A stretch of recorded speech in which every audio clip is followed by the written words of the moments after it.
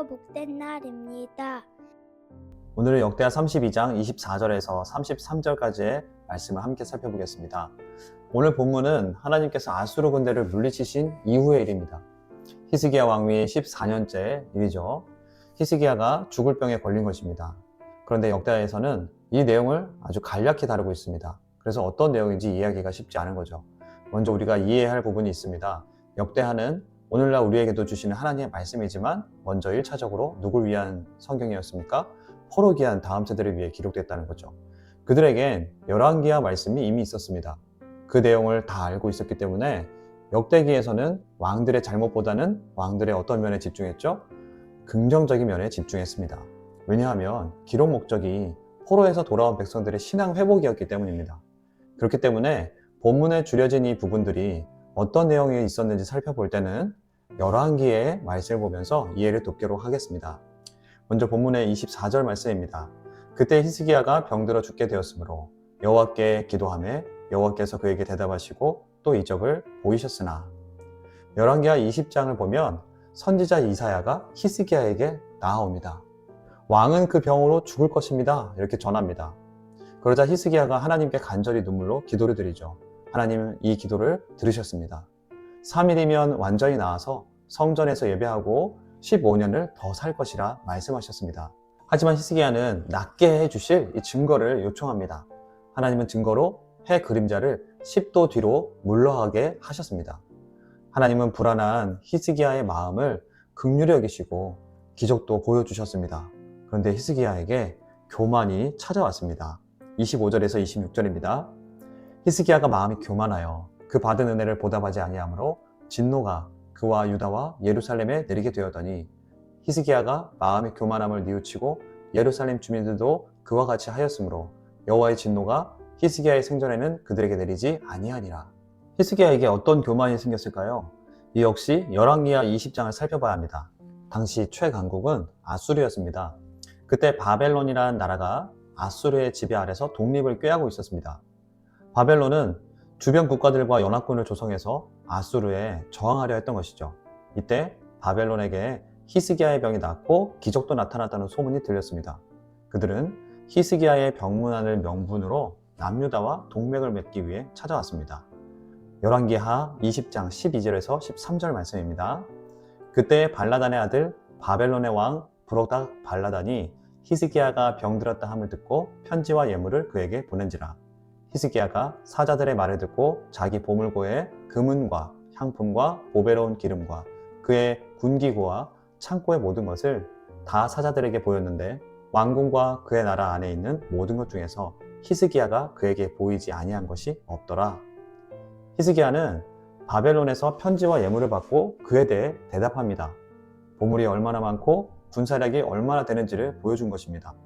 바벨론의 동맹 제안에 긍정적인 대답을 한 것이죠. 히스기야의 이 행동에 대해 이어지는 열왕기하 20장 말씀을 보면 이사야 선지자가 왕을 찾아옵니다. 왕의 행동을 지적하며 조상들 때부터 쌓아둔 모든 것들이 바벨론으로 옮겨질 것이라는 예언을 합니다. 그리고 왕의 아들 중에 바벨론의 포로로 끌려가서 내시가 될 자도 있을 것이라고 예언하죠. 어떻게 됐을까요?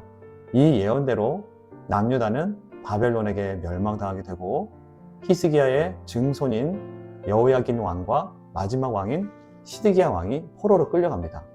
그리고 왕족이나 귀족 출신이었던 다니엘과 세 친구들이 바벨론의 내시가 되죠.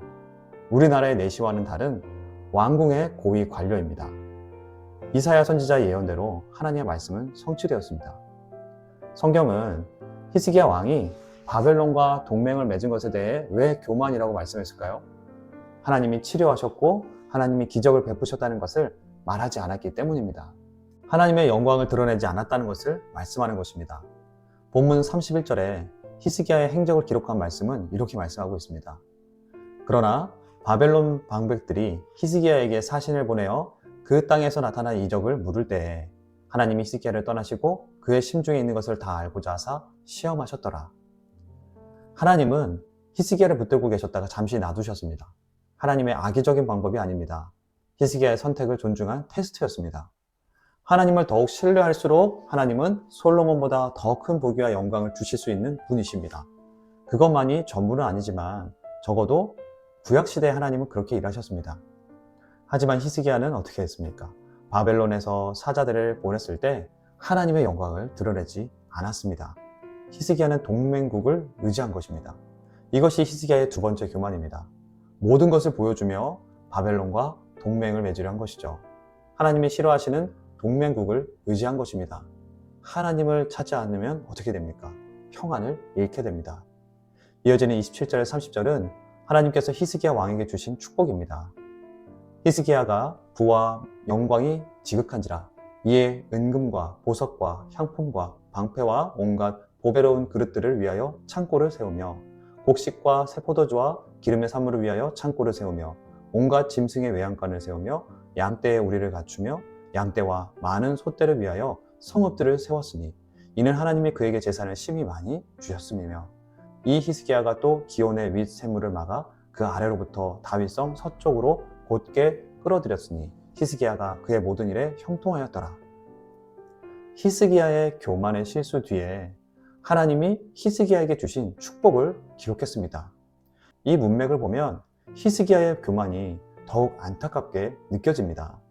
하나님께서 히스기야에게 솔로몬보다 더 큰 복을 주실 수도 있으셨을 텐데 하는 그런 안타까움이 있습니다. 이어지는 32절에서 33절은 히스기야의 죽음입니다. 히스기야의 남은 행적과 그의 모든 선한 일은 아모스의 아들 선지자 이사야의 묵시책과 유다와 이스라엘 열왕기에 기록되니라. 히스기야가 그의 조상들과 함께 누움에 온 유다와 예루살렘 주민이 그를 다윗 자손의 묘실 중 높은 곳에 장사하여 그의 죽음에 그에게 경의를 표하였더라. 그의 아들 므낫세가 대신하여 왕이 되니라. 성경은 히스기야의 행적을 기록했습니다. 이 중에 눈에 들어오는 말이 있습니다. 그의 모든 선한 일, 온 유다와 예루살렘 주민이라는 말씀입니다. 히스기야의 붓진 아하스는 남유다를 멸망 직전까지 가게 했습니다. 하지만 히스기야는 어떻게 했습니까? 하나님을 찾았습니다. 백성들에게 사랑과 축복을 베풀었습니다. 그리고 백성들이 온전히 하나님 앞에 서게 했습니다. 백성들은 왕이 하나님 앞에 어떻게 서 있었는지를 알았습니다. 그래서 나라가 말도 안 될 정도로 완벽하게 회복되고 주변 나라들이 두려워할 정도가 되었습니다. 백성들은 그를 장사했고 그에게 존경을 표했습니다. 하지만 히스기야도 나라가 안정되고 부와 명예를 얻게 되자 역대 왕들과 같이 교만해졌습니다. 우리는 히스기야라는 인물을 보며 실망하게 됩니다. 하지만 하나님은 포로기 위한 다음 세대와 우리에게 말씀하십니다. 우리라는 존재가 이렇게 물질이 충만해지고 삶이 평안해지면 하나님이 아닌 다른 것을 찾게 된다고 말씀하시는 것입니다. 이 말씀이 우리에겐 경종으로 울려야 한다는 것입니다. 저렇게 믿음 좋고 끝까지 하나님을 붙들었던 히스기야도 아수르가 침공할 때 은금으로 돌려보내려고 했습니다. 바벨론 사자들이 와서 동맹 맺자는 유혹에도 넘어갔습니다.